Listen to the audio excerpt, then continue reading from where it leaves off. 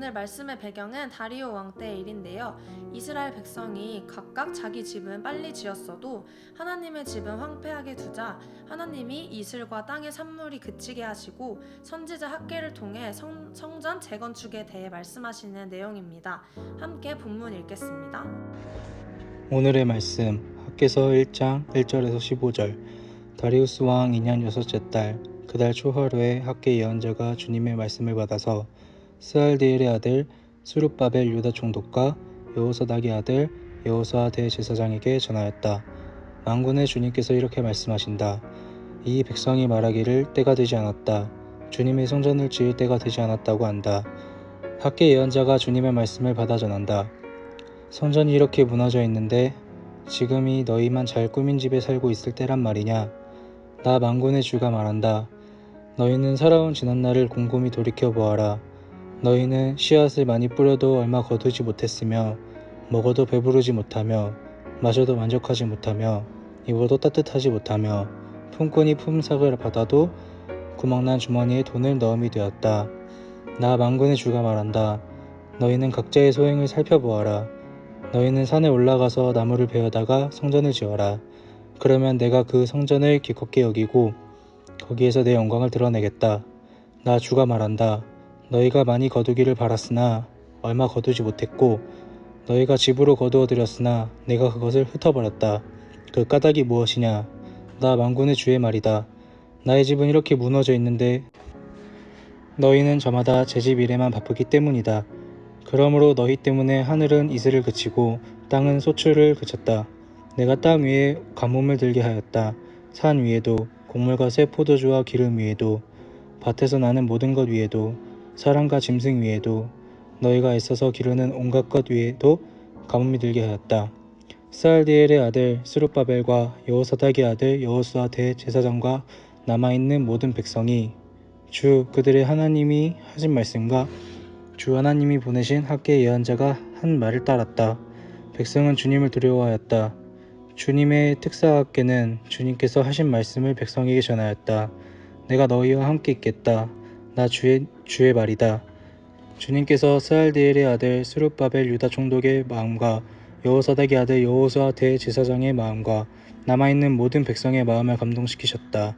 그래서 백성이 와서 그들의 하나님 만군의 주님의 성전을 짓는 일을 하였다. 때는 다리우스 왕 2년 여섯째 달 그달 24일이다.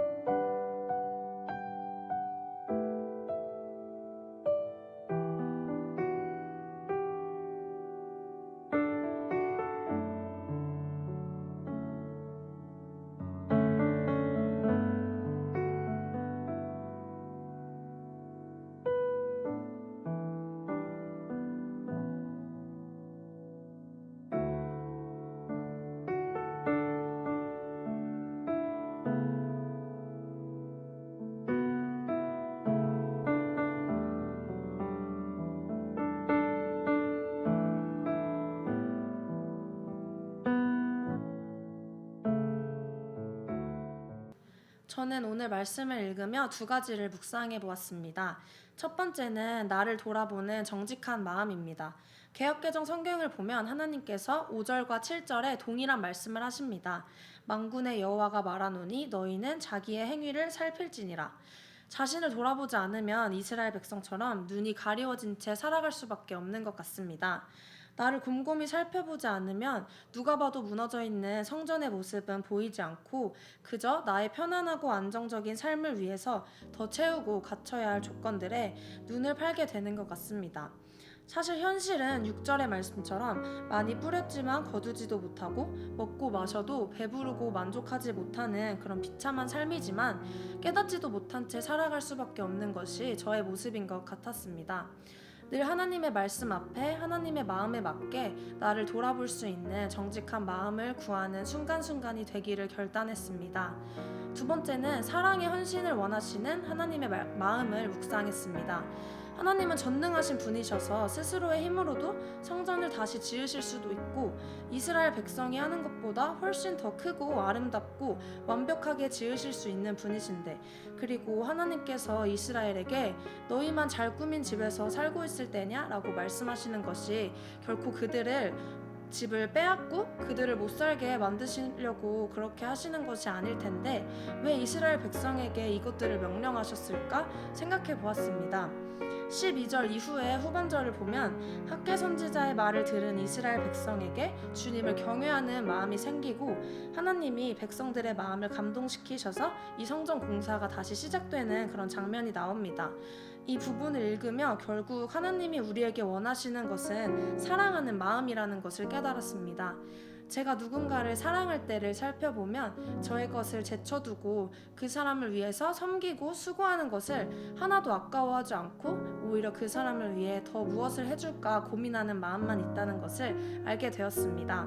하나님도 어쩌면 다시 세워진 성전 그 자체를 원하신 것이 아니라 그 일을 위해 산에 올라가서 나무를 베며 자신의 시간과 삶을 깨트리는 그런 사랑의 마음을 원하신 것 같습니다.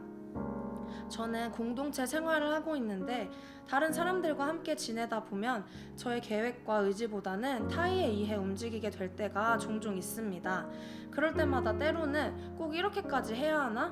이런 마음이 들 때도 있고 나의 일과 나의 생활을 먼저 챙기는 것을 우선으로 두고 싶을 때가 많이 있습니다. 그렇지만 하나님께서 원하시는 것은 이렇게 기꺼이 드리는 사랑의 마음인 것을 오늘 다시 한번 깨닫게 되었고 하나님과 나의 이웃에게 이 사랑의 섬김을 멈추지 말아야겠다는 결단을 했습니다. 오늘도 하나님의 말씀 앞에 순종하는 하루가 되기를 소원합니다.